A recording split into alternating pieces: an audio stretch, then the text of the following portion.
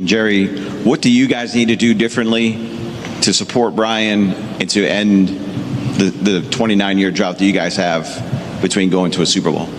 Well, I think we, you always have to evaluate, where it didn't go right last year. And obviously we're also evaluating where it didn't go right, in terms of, this drought that people say we're in terms of a championship game or a Super Bowl. And, we just have to continue to make this roster better. It'll certainly be something that Jerry, myself, Will and his staff, and now Coach Shoddy and his staff, we'll sit down and take a look and see what we have to do better. On the team and how you want to play, how much did that change at the start of the season when Michael left? Yeah, I don't know if it changed that much. Obviously you have an all-pro pass rusher that wins really quick. That's certainly going to help any defense. If it's Micah or if it's Miles or whoever that might be, that impact player is always going to help.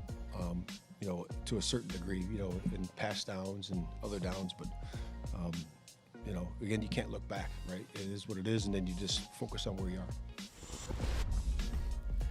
Matt Eberflus currently embattled as the defensive coordinator of the Dallas Cowboys. Oh, shit! Oh, yeah. shit! You want me to do a better job as defensive coordinator? Don't trade the best defensive player in football a week and a half before the start of the season. It reminds me of what Anthony Weaver, the Dolphins defensive coordinator, said last week. We can't be piecemealing our defense together in August. You can't have massive changes to your roster in August, new guys in, old guys out. No. You got to be at your best then. You got to be getting ready for week one, and you got to keep your best players. And, of course, that prompted Micah Parsons, when he saw the tweet from Clarence Hill Jr. characterizing what Matt Eberflus had to say, up came the tweet with a string of 6 or 7 laugh till you cry emojis. I think that's what it is. 1, 2, 3, 4. It looks like 7. 8. 6 or 7, About maybe 8 of them. 8. I think it's 8. It's 8. 8 of them. Hey, they knew what they were doing, but remember what Jerry Jones said at the time. We got to stop the run. We got to stop the run. And the other layer here is that Matt Eberflus, by all appearances, is going to be fired after the season. At one point, Jerry Jones said, and I'm paraphrasing, it's not going to be a difficult decision. There's talk that the Cowboys are eyeing Brian Flores. I think the Vikings are aware, if not concerned, that that's who they're negotiating against, even though technically there should be no negotiations at this point. We know that tampering is rampant in the NFL. But, I think Eberflus is thinking on the way out, you know what, if you're going to fire me, I'm going to tell it like it is. You traded Michael Parsons. What the hell did you expect? Yeah, he tried to.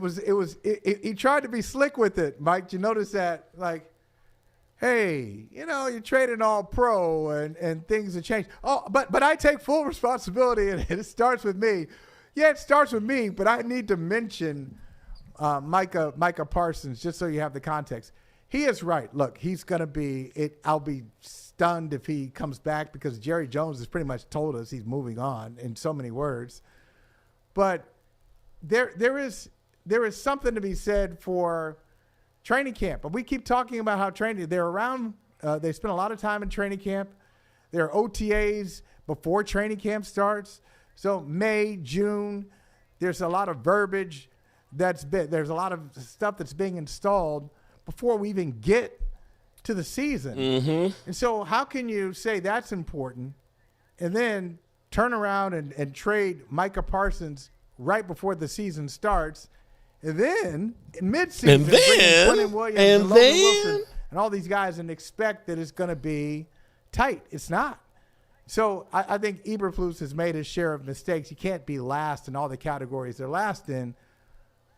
But even a really good Brian Flores, let's say Brian Flores, who's excellent. Brian Flores would struggle with the setup that Eberflus was given in Dallas. I think anybody would. Yes. Any good coordinator is just going to have a real problem with how they did things. Parsons also. I think I'm going to leave it right there because I don't mean any harm. I don't mean any harm. But wasn't that kind of dry? Wasn't that kind of dry? I mean, thank you, Captain Obvious, that having gotten rid of your best player a week before the season and then thinking I can supplement the defense in the middle of the season, and they're just going to go ahead and play, is fantasy football by an NFL team. I've never liked fantasy football. I've never liked. Who the hell likes fantasy football and thinks that it's actually real football? There's a reason they call it fantasy football, because it would be a dream. It's a fantasy. You can't do football that way. You can't. Listen, you need, I'll give you an example. In high school, generally speaking, you try and get that sophomore or that junior to be your starting quarterback so they'll have a couple of years to learn and get good. We not only figure we can just get anybody and plug him in, we can plug him in at any point. Case in point, Giovanni and Clowney. We decide, end of training camp, after we've done all of our OTAs, all of our mini camp, after we've done our 14 padded practices, hey, let's go get this guy. And we can plug him in. He's out of shape, fat and happy that he's gotten a job, but now he's got to learn the terminology. He's got to learn people's names. He's got to learn where his damn locker is. And we think that's the way to build a freaking organization. It's not. The reason why, you want to know why this offense worked so good this year? Because they didn't start off from scratch. That there's familiarity. That Dak Prescott's had his center for 2 years. He knows how to snap the ball to Dak Prescott. His wide receiver, CeeDee Lamb, he knows where he's going to be at and how he likes to get his ball. Jake Ferguson, he knows Dak. It wasn't all new guys that we're putting together. That's why there was cohesion on the offense. You ended up keeping a coach who was here working with those guys. There were very few changes other than George Pickens. You know, you had hoped that Tyler Guyton would have been there more, but pretty much, you know, with the exception of Tyler Booker, that was the only change. And when you can do that with the defense, and I'll give you the anti-Cowboys, which would be the Eagles, and you look at their front with Jalen Carter, with Jordan Davis and things, that there's cohesion there because they have a core group of guys that have been there working with Nick Fangio. Second year is even better. We don't do that. We are constantly changing with bargain basement players. Your Kenneth Murray's. That we literally, when we get good players, they're going to be too expensive to keep. But, I need to go through and just look at how much money is wasted on average guys. Now, people look and say, George Pickens, oh, man, you shouldn't be paying George Pickens. George Pickens will cost you too much money. Do you realize that we spent $5 million this year on paying for Brandon Cooks in dead money? That we spent $8.5 million on Michael Gallup in dead money? So you're telling me we spent $13 million for two guys that did absolutely positively nothing for you last year. But no, we can't pay a guy. We can't pay a guy who actually is here performing. He's going to be too expensive. And before we get too deep into this thing, let me take care of my good buddies from Sleeper. Sleeper is the #1 fantasy sports app. It pays to know sports. Pick more or less on top players. Your first pick is on us, so start winning now. Play in Texas, Georgia, Minnesota, and 27 more states. Pick anytime across all sports, pregame or live. Over 10 million players are already on Sleeper. Make your picks count. Score up to 1,000 times your cash. Join today. Get up to $100 credit using code JOBRO. Call your shot on Sleeper. Download now. That's not whose name. Big country? Big country? Who's not whose name? Whose name? Whose name are we talking about? Mark, it all starts with the Joneses. Aha, Jess. Jess, we should be talking about Cowboys versus Giants. But yet we got all the drama in the world happening with the Dallas Cowboys. Let's see. Martin, $16 million off the cap in 26. Yes, and you're 100% right. Little Dallas Cowboy. Yeah, Zach Martin is $16 million in dead money next year. $16 million. Thomas Garrett, welcome. Alvin Riley, welcome. Lady Libra in the house. What's going on, Lady Libra? Jesse, of course. Jesse, I hope that the Cowboys mollywop you on Sunday. Nothing personal. We're just trying to run a business here. Holly Pierce. What's up, Holly? We got Big Country. We got Chris May in the house. We got North of the Border. We got Thomas Garrett. What's up, Thomas? How are you doing? Jeff Lee. My name is Jeff. And let's see who else we got. Who else we got here? All right, we got Dan the Man. We got Dirty Sanchez. Not just that's a lifestyle here, okay? It's not no. It's a lifestyle with him. What's going on, Dirty? How are you doing? I hope everybody's having a good after New Year's Day and everything else, that you're not too hungover and that you're ready for a weekend, the last weekend of football. And we are where we usually are at this time of year, pissed off, mad, angry, and listening to the Joneses that talk about, all the bullshit that they do. So I've been a little busy with trying to get this house together. I've got probably about 3 or 4 more days of really heavy work to get it squared away. And then we're going to get back to business. So I appreciate you all bearing with me the way that you have. The Joneses. Listen, everybody. You can say Dak is whack. You can say that the players on the field have to perform. You can say that it's the coaches and things. But I have to ask you this. Who hires the coaches? Who hires the coaches? That's Jerry and Stephen Jones. Who makes the final say on the players on the roster? That's the Joneses. Who's the one that doesn't get the contracts done in time? That's the Joneses. Dak can only play with the people they put on the field. You can see, listen, you can say Dak sucks. I'm going to say, look what happened with George Pickens this year. George Pickens right now has about 400 yards more than any season he's had. His first time being a Pro Bowler. Did he throw the ball to himself? No. Good quarterback, good talent around him. It works. It works.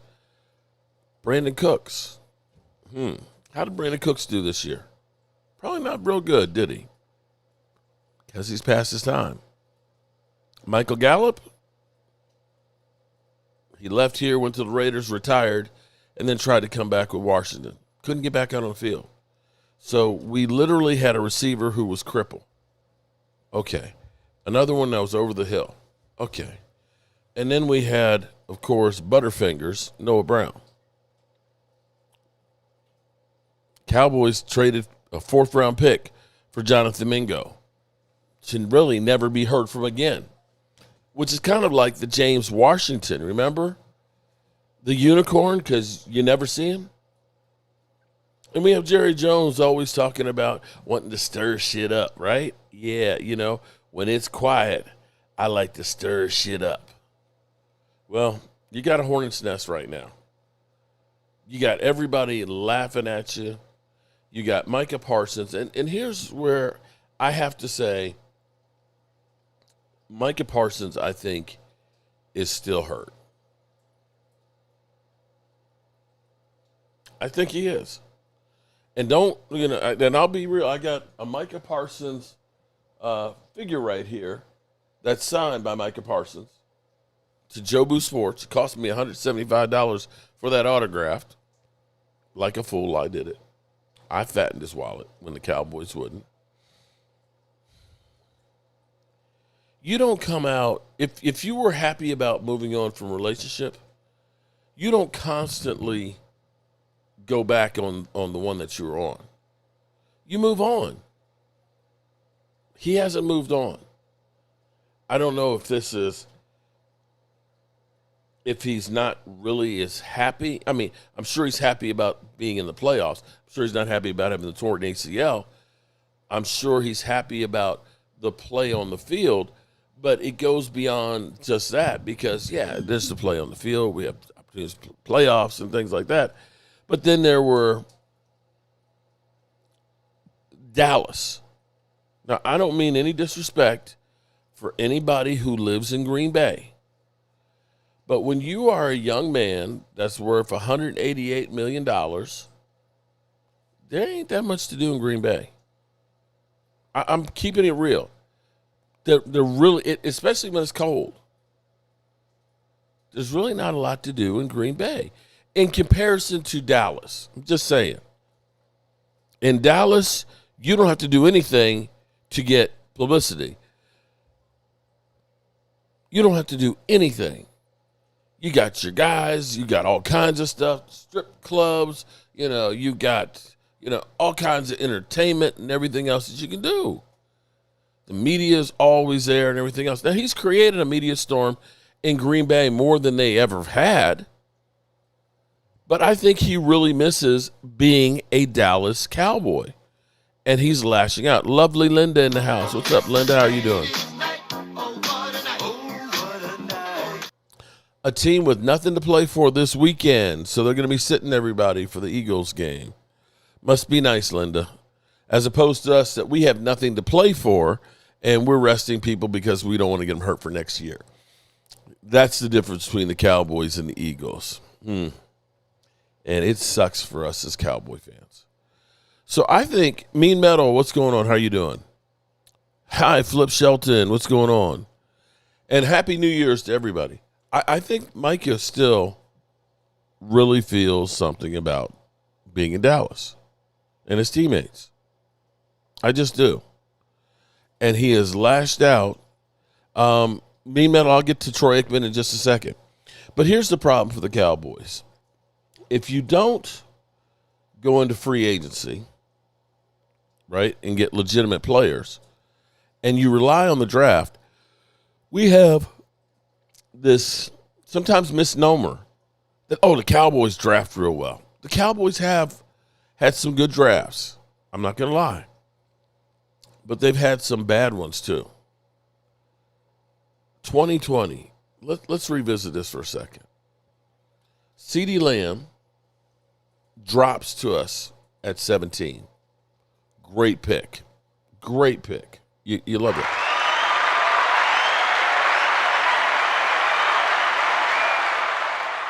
Mean Metal, I will be doing games tomorrow. I'll be home tomorrow. I got to go varnish the floors in the morning, load up a truckload of wood from my mom, drive back to Northern Virginia, drop the wood off, pick up some wood to make some doors, and then I'll be live streaming the games tomorrow. Yes, I will. Yes, I will. It's the last weekend. I got to get every minute in that I can.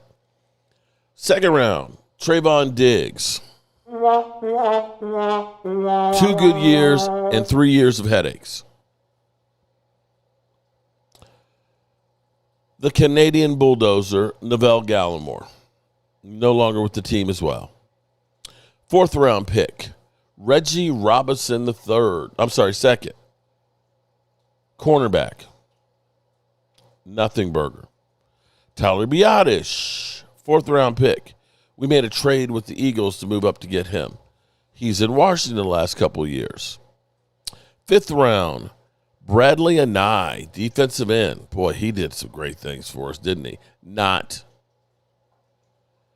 And the best bomb-ass pizza spot you've ever been to, Dianucci's. Ben Dianucci's. So from just 5 years ago, our draft, we have one guy there. One guy. One guy. You can do that if you go to free agency to go ahead and take care of the other pieces to it. Let's take a look here for a minute at the 21 draft class. and see how well we're doing. Micah Parsons was number 1. He's gone. Boss man fat, Kevin Joseph. He's gone. He's got a lawsuit where he killed somebody drunk driving. That's going on. Where he was playing for the USFL. Osa Indigozua. Aha, there we go. We got one. Chauncey Golston. Gone. Nashawn Wright. Playing really good in Chicago. And then we had linebackers like Jabril Cox. Okay. Pause. We had Josh Ball. He wasn't balling. We had Semi Fioco. Gone. Quentin Bohannon. Gone. We do still have Israel Mahanaku. And guard Matt Fornick. Gone. We drafted 11 guys and have 2 of them left from 4 years ago. Jesse. Mark, the draft is an if or a could be, but not certain-like. Okay, all I'm saying is here it is. In the last 5 years, 2 of your draft seasons, you had 3 guys stick on your roster. 3. That's it. In 23, let's take a look. Monty Smith, traded away. Luke Schoonmaker, leaving you wanting. Overshown, flashes, but has been injured twice. The deuce is loose. Vaughn. Deuce Vaughn. Deuce Vaughn. The great story because his dad worked here. And Jalen Brooks. Gone. You see a pattern here?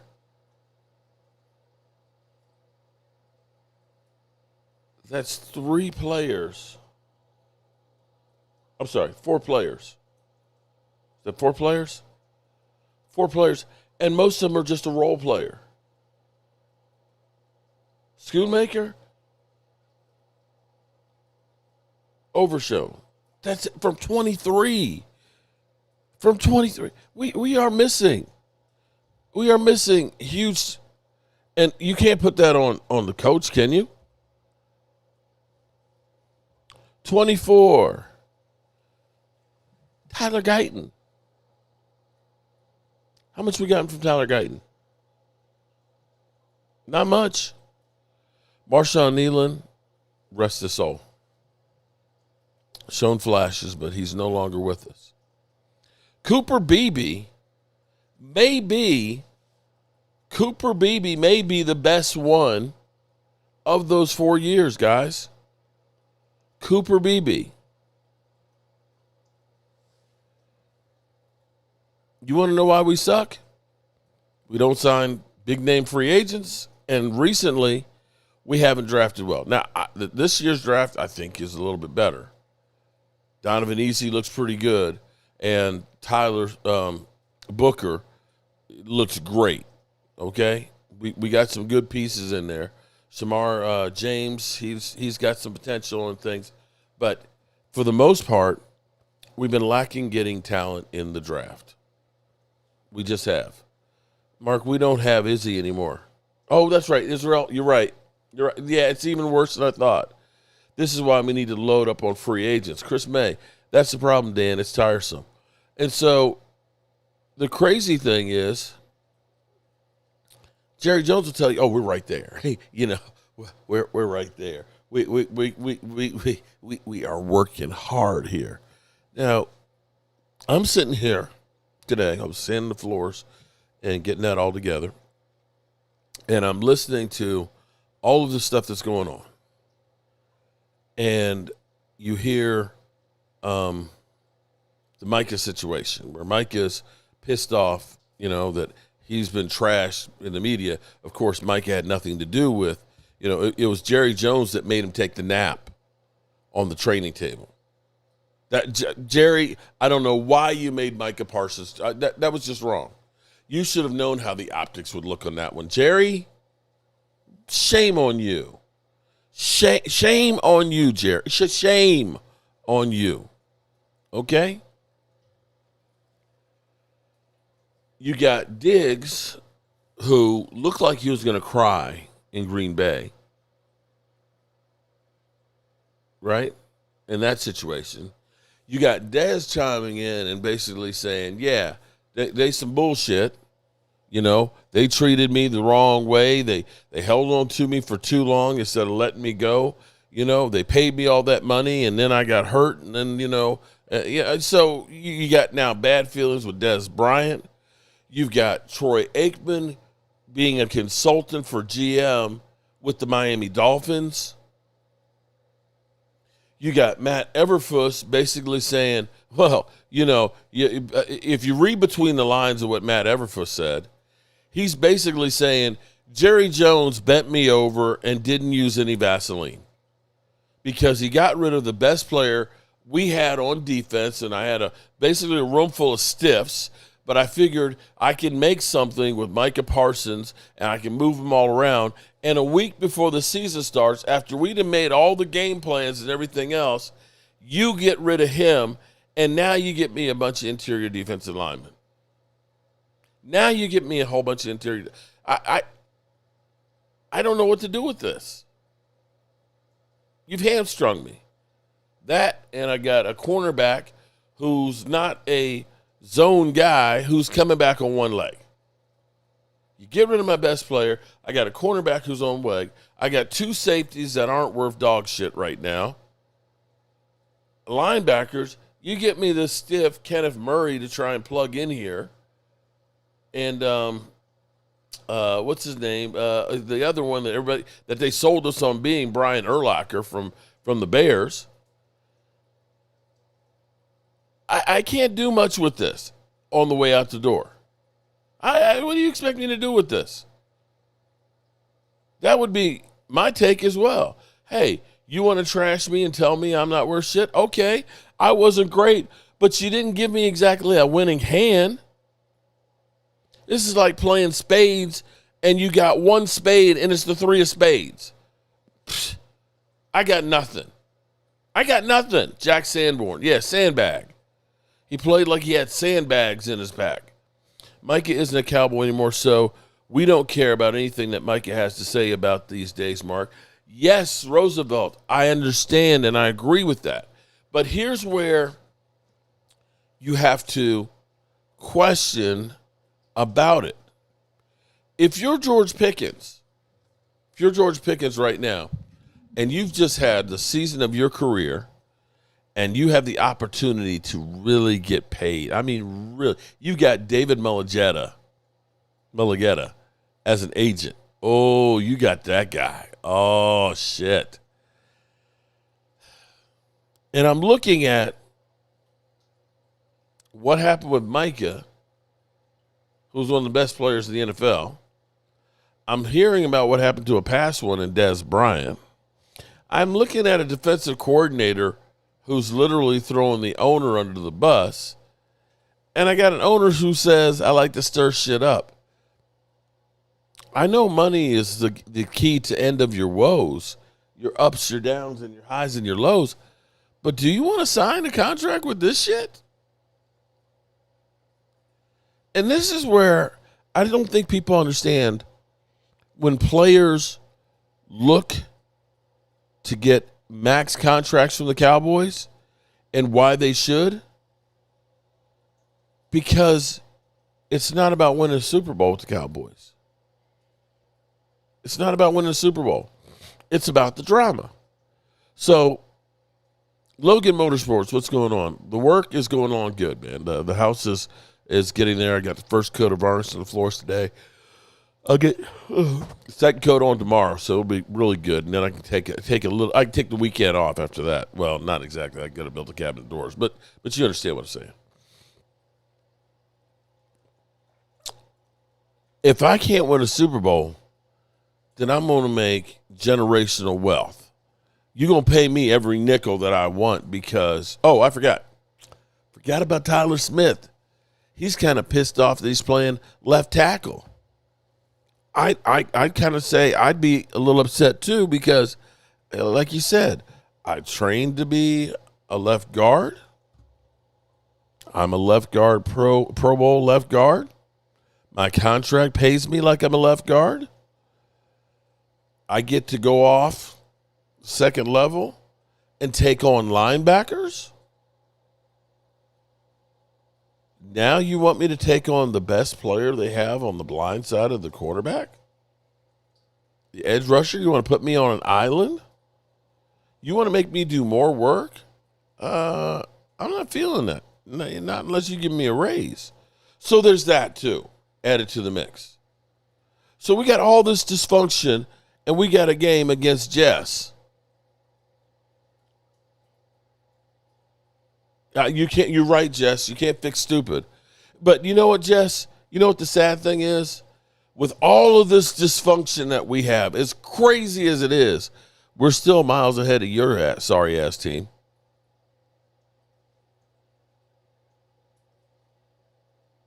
We're already ahead of your sorry-ass team.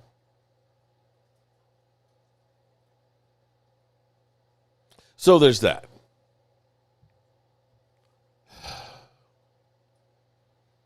So I don't know. We got Dak, sucks, needs a first-round quarterback on a rookie contract. Okay. I hear you a little, Dallas Cowboy. So having the NFL leading offense is a sucky quarterback? Okay. My opinion on the Packers. They really miss Micah Parsons on defense, and they're a good team. They're a good team. So we're doing this a little early because we're kind of taking out the trash early with players that we're getting rid of. Win this game, Cowboys, on Sunday. You're in the playoffs. Let's go couch feeling.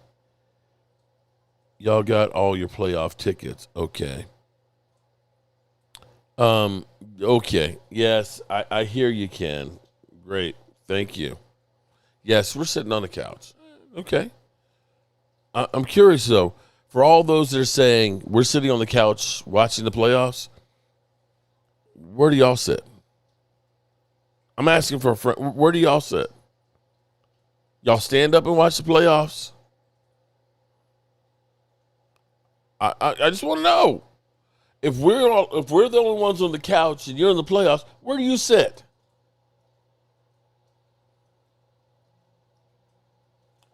All right. So, the Cowboys in the process of taking out the trash. They got step number 1. Trayvon Diggs, gone. The next piece of garbage that they need to take out is Matt Eberflus. Or Matt Everpuss, or whatever you want to call him.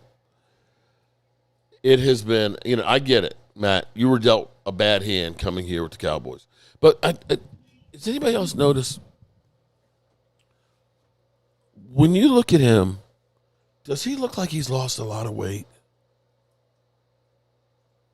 I hope he's okay. I'm not trying to be funny or anything on here. It may be the stress of the Cowboys, but he looks like he's lost weight, like sickly loss of weight. You know what I mean? He's really working in the back cave here the whole time. Smash like. Okay. Shout out to Help Miranda in the house. What's up, Rhonda?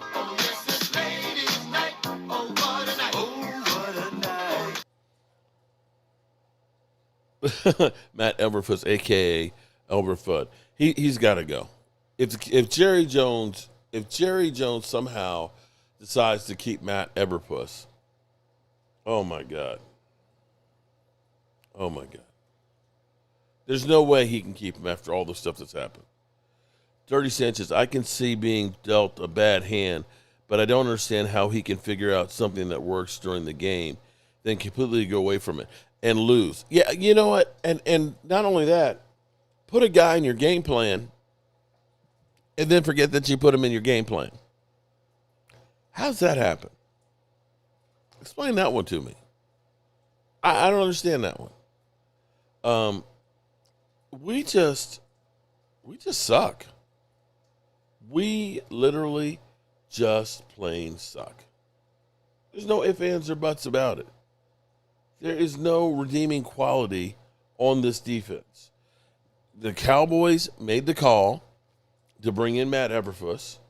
The Cowboys made the call to bring in guys like Kenneth Murray. Cowboys made the call to get rid of Micah Parsons. They got to do better. They also need to look and say, the time is up for Terrence Steele. You know what? Don't cry for me, Argentina.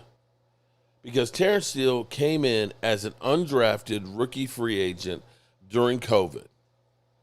And he got paid. He had an $85 million contract. Good run blocker. Sucks at pass blocking.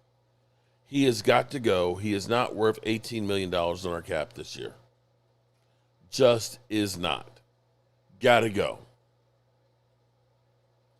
Him, Matt Eberflus, and of course, we already got rid of Diggs. Diggs, mind you, who says he still thinks he's the best out there, and he's going to turn it around. And he's going to be ready to play on Sunday.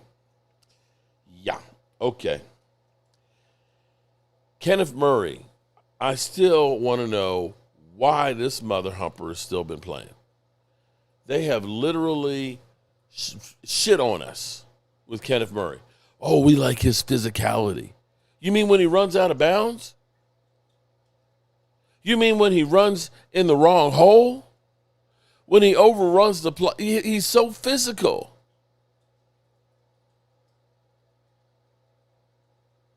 That mother humper has got to go. Got to go. And Malik Hooker, another one of those free agent signings that the Cowboys looked for a bargain because when they signed him, was him coming back from either, I think, Achilles tear. He played pretty good for a couple of years, but his time has passed. And Donovan Wilson, definitely, he's had some good times. He's really not that good anymore. He's got to go. Got to go. There's other changes, like I'd say Jerry and Stephen Jones as president and GM got to go, but they ain't going to go anywhere. The next thing you have to say is Brian Schottenheimer. Is he the guy to run this situation? Because right now, Brian Schottenheimer has been dealt a shit sandwich. You got a crappy defense. You've got an aging quarterback. You've got a lot of needs. You've got 2 first-round picks, which are great, but no second- or third-round ones. Although that might not be the worst thing since we pointed out we haven't done shit with second- and third-round picks over the last 5 years. So there's that. I want to go to and I want to listen to Shotty Shots for a few minutes because he seems to be Mr. Optimistic. Coach of your Dallas Cowboys, Brian Schottenheimer. It's brought to you by Black Rifle Coffee Company, the official coffee of the Dallas Cowboys. And Shotty, Will Chambers here. It's great to meet you. I'm in for Sean. I know that shocks you to no end. Yeah, hey, listen, there's no better way to start the new year than to do this show with guys I actually like, Will. And you and Bobby are clearly my 2 favorites on the show, and can't wait to talk a little bit of ball with you guys. We're just going through the clips. I mean, what a great year it's been. And I, as a part of the station, but certainly as a big part of the audience, have enjoyed listening to you guys throughout the season. And really, just in general, I want to ask you, in looking over your career and how long you were an offensive coordinator through the years, then some time off, you're back, some time off. And when you were hired, I don't think it's any surprise that to you to hear that it was a surprise for a lot of people when the Dallas Cowboys have a head coaching position that's open. All the names that you hear from the Adam Schefters of the world, of these big name coaches, and all of a sudden, wow, it's Brian Schottenheimer. What do you think about your career leading up to it, and how different are you of a coach now as to where you were back when your name was preeminent among those coaching searches? Yeah, I think it's like life, Will. I mean, honestly, like when I first broke into coaching, I wanted to go and just learn from different people. So what I kind of did was I bounced around, man. I mean, my first job ever was with Dick Vermeil in St. Louis. I was kind of like a offensive assistant. I used to have to sit on the floor in meetings and listen to Dick Vermeil and Jim Hanifin and Bud Carson was our defensive coordinator. And, I learned so much about football. Then I spent a year in Kansas City with my dad. And then I went to Syracuse to learn to get a chance to actually coach a position. I coached receivers and was the passing game coordinator there. And then I made a decision I wanted to learn more about the run game. So I go to USC out with Paul Hackett, and I learned tight ends, and I coached the tight ends because I wanted to learn the run game. And I just think, then I got an opportunity to coach quarterbacks, and that was something that I loved and I was passionate about. I played quarterback, and when I got my first coordinator job, things were very, very good, and we were rolling, and we were having a lot of success. And first year, big turnaround. We go to the playoffs with the Jets, and we were one of the best offenses in the league. And you start getting interviews and stuff, and then things like in life, man, things turn, and then you're like, okay, well, you decide after 6 years in New York, hey, I'm gonna do something different. It was time for a change. You go to St. Louis. You're coaching Sam Bradford, and Sam's getting hurt every year, and you're like, man, well, this isn't what I signed up for. And and then you just keep going, man. And I think when I came to Dallas as a consultant, I really did it because I wanted to be in a building, because I love coaching. I love being around people. There were some great people that I'm very, very close to, Dan Quinn, Mike McCarthy, people like that, certainly guys I've gotten to know. And I've always been the same guy every day, man. And that's kind of what motivates me. And whether you're the hottest name as a 32-year-old, as a coordinator of the New York Jets, and you're turning down jobs and things like that, or whether you're coaching quarterbacks in Jacksonville and you're working for Urban Meyer and it's not going great, then the next year, like, what are you going to do? You make decisions. But at the end of the day, man, I think good coaches are good coaches, but it's more than that. When you sit in a position as a head coach, it's not just about X's and O's. Hell, I wish I did more X's and O's. This is funny. I wish I could talk more ball. But at the end of the day, man, there's so many things where it comes down to leadership and holding people accountable and work ethic and connection and culture and things like that. And I think that's one of the things that sometimes in life and in the world, people get caught up in names and things like that, and not, hey, who's really qualified for the job and why? Yeah, where do you think that it's when the narratives around coaching and coaching searches is mostly wrong, or maybe just misanalyzed when it comes to assessing coaches for jobs, or how well or how poorly they do one?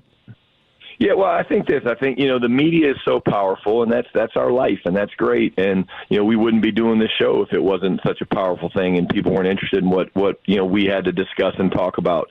Social media obviously has taken over. So what I would say to you with that is, like, again, I think that the media side of this is awesome, and there's a lot of really great coaches that do a really great job that get some incredible recognition because of the fact that their teams are putting up great numbers or keeping people out of the end zone on defense and things like that. But I do think that there's another layer to this, and it's the guys like myself, and I use myself just because you asked the question, that have been long time NFL coaches doing it at a high level, some good years, some bad years, but at the end of the day, they've got special traits that people like to follow, and they know how to create chemistry and things like that. And I think those are the ones that, to me, are harder to find But when you find a good one, I think it gives you a real chance. And what benefited me certainly was being in the building as a consultant.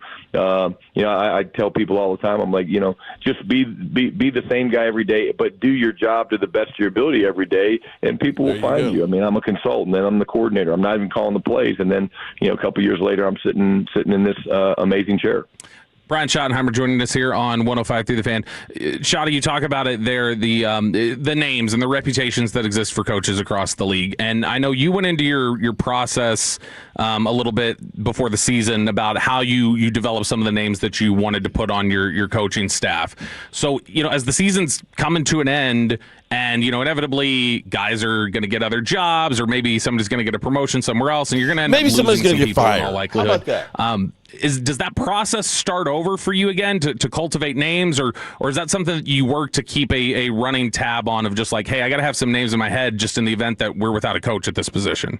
Yeah, it's a little bit like personnel. How we say that personnel is always 24/7, 365. I mean, you never lose sight of okay, who are you? Who are the top coaches in certain positions? You always have a depth chart. You always have a list of names where, hey, if I lose so-and-so and, hey, they come and take this coach from me or whatever, you've always got a list of names. But I enjoy the process and I think you have to take your time to go through the process.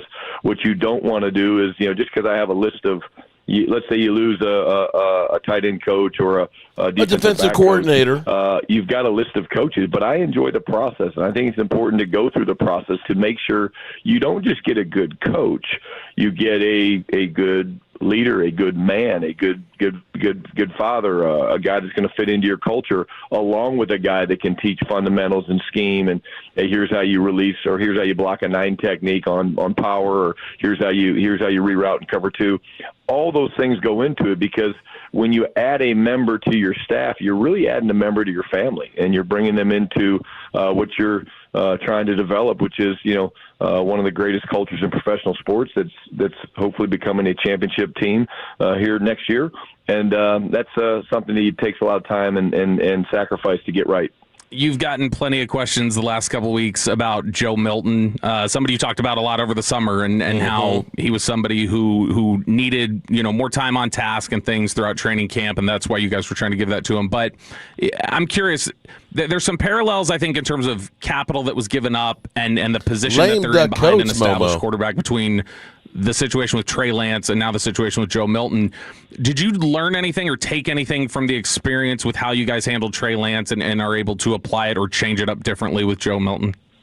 Yeah, I think so. I think when you look at each situation, they're a little bit different. Like they both have attributes that I think are really, really incredible. I'll speak more to Joe just because Joe's a guy that's currently on our roster, and he's here. Just his arm talent is. Everybody wants to talk about the velocity, and how far he can throw it. But when you just talk about a guy like Joe Milton, I mean, you talk about the accuracy and the ability to make all the throws and off-platform throws, and he is just incredibly. Okay, so yes, Joe Milton. Joe Milton is just incredible. We've seen him just do wonderful things out there on the field. Momo, I know you're not talking about – how do you think that you got the right to talk about anybody's team that got swept by us? Got swept, bro. Not even close. My team sucks, but it beats your team. So what does that make your team, bro? Huh? I didn't hear you. Huh?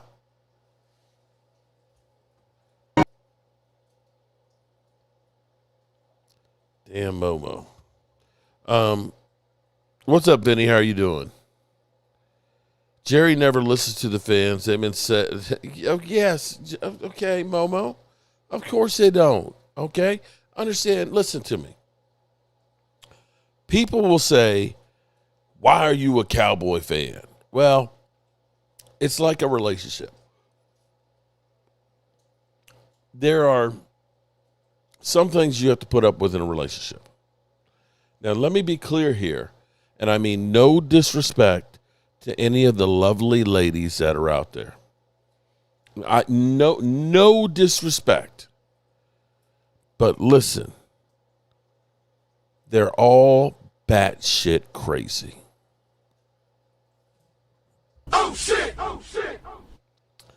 And you choose your battles of ones that you will fight. Okay? Trust me when I say that. Okay? We love y'all, but we don't necessarily love everything about you. And you have to understand, there's a lot of things that my wife cannot stand about me. Oh, definitely. Definitely. But you're in that relationship because you love that person, even if they piss you the fuck off. Okay?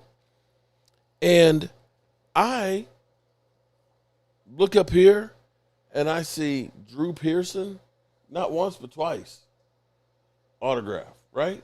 I see my boy Dak right there. I see Bob Lilly. I see Randy White, the Manster and stuff up there. You know, I see Tom Landry.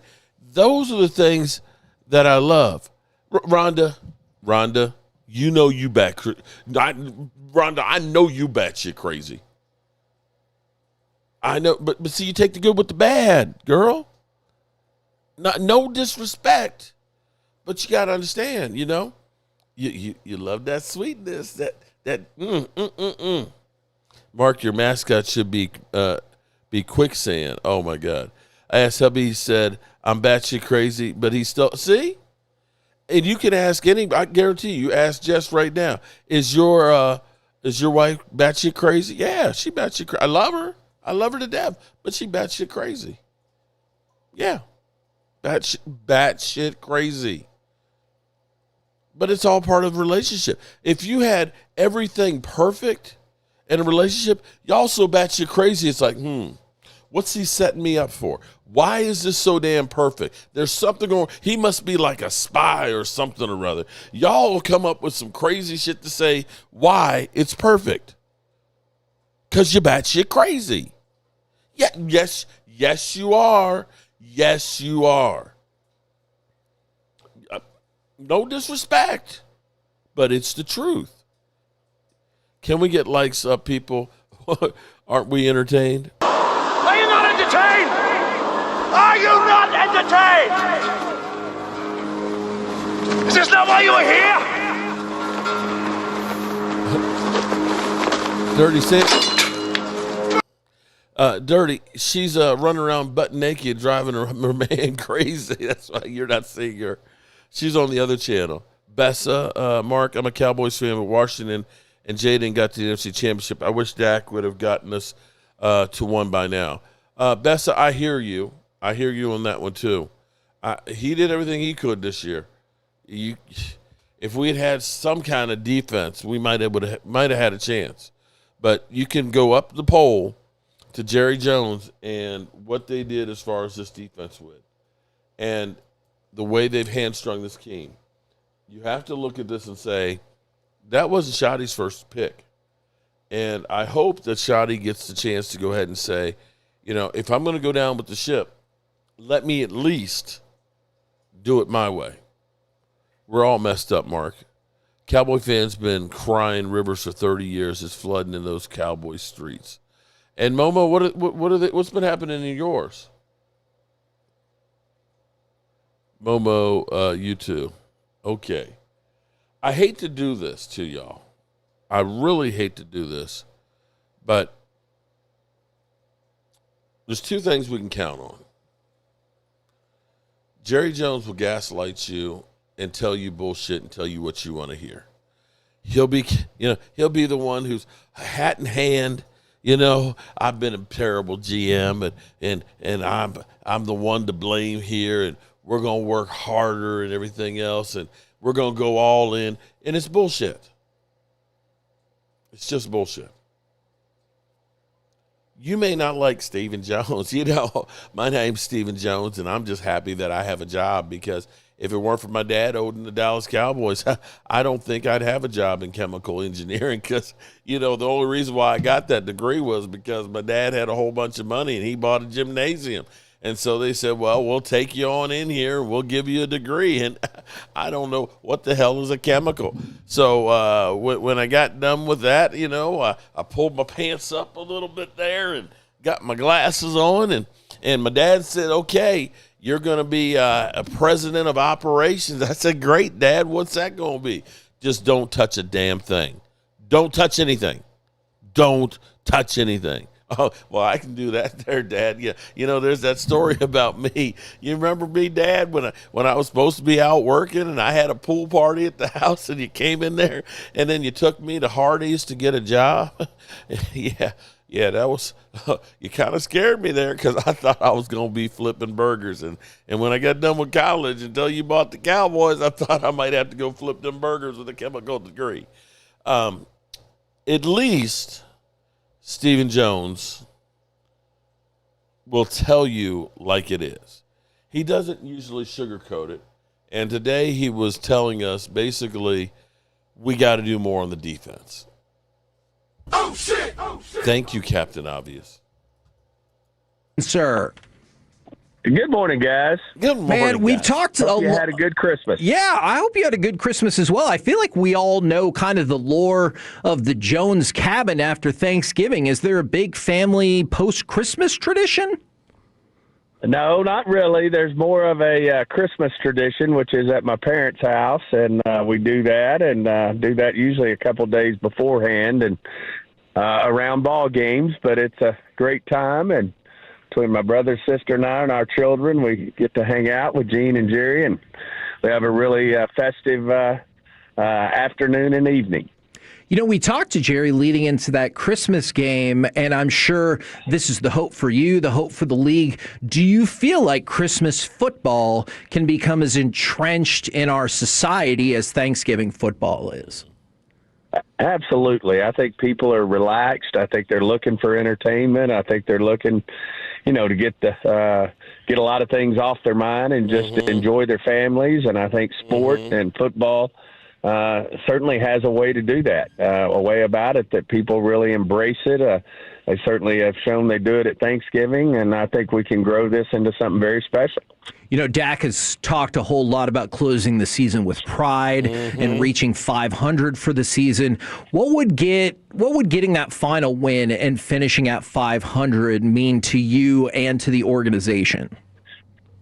Yeah, I think it's obviously something we've got our eye on the ball on. I mean, we're, disappointed we're in this position. We really, felt like after that 3-game run during Thanksgiving that we were getting back in it and had a shot, but we didn't play our best ball there for, starting with Detroit. But, feel like we're getting our hands around it again, and certainly, it would be something we could build off of in the off season is finish strong. And, we just feel like we got a lot of pieces in place between, obviously the offense had a great year, and we still got a lot of work to do on defense. It just never quite came around to the level that we need it to be. Came around. To be competing for a championship. And that's where we have to be. But at the same time, we do think we put a lot of pieces, on that defensive side of the ball. Certainly we've fired up about, having 2 number 1 picks going into the off season, and,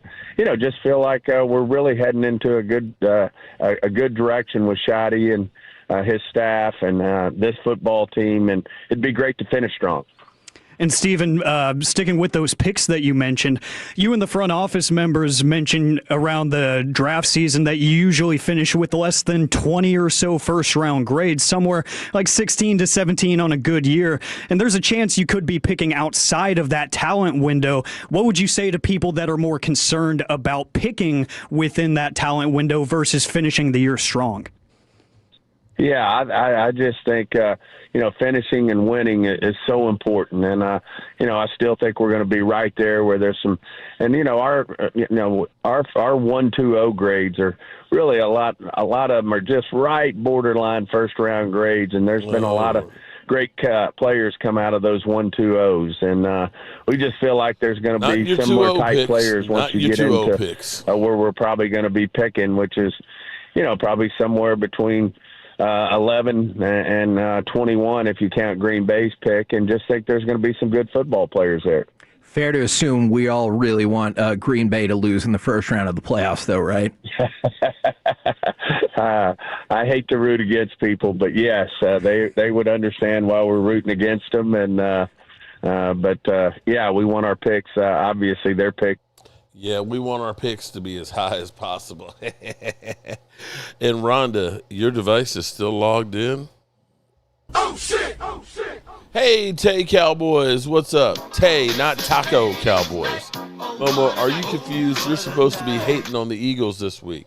Yeah, they might have a chance because the Eagles are basically going to be resting their players. Dan, didn't I tell you? So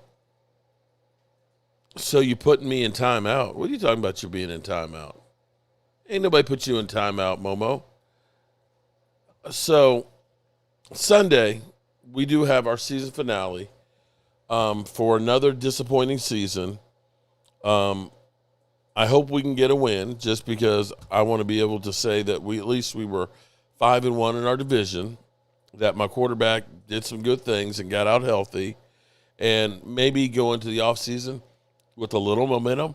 I know it's only beating Washington and beating the Giants, but it's beating Washington and the Giants at least. At least we don't have to hear shit from – well, no, we will be hearing shit from Momo because that's what he does, Mr. 7-0. Anyway, I got to get out of here, good people. Got to get up early in the morning and put another coat of varnish on so I can get up the road. And we will be live streaming tomorrow. We'll open up the chat to channel members for the game tomorrow, both of them. And we can all just kind of console each other for our sorrows of another wasted, lost season by the Cowboys. All right, good people. You ain't got to go home, but we're turning out the lights. Turn out the lights. The party's over. They say that all good things must end. Call it a night. The party's over. And tomorrow and next year starts the same old thing again.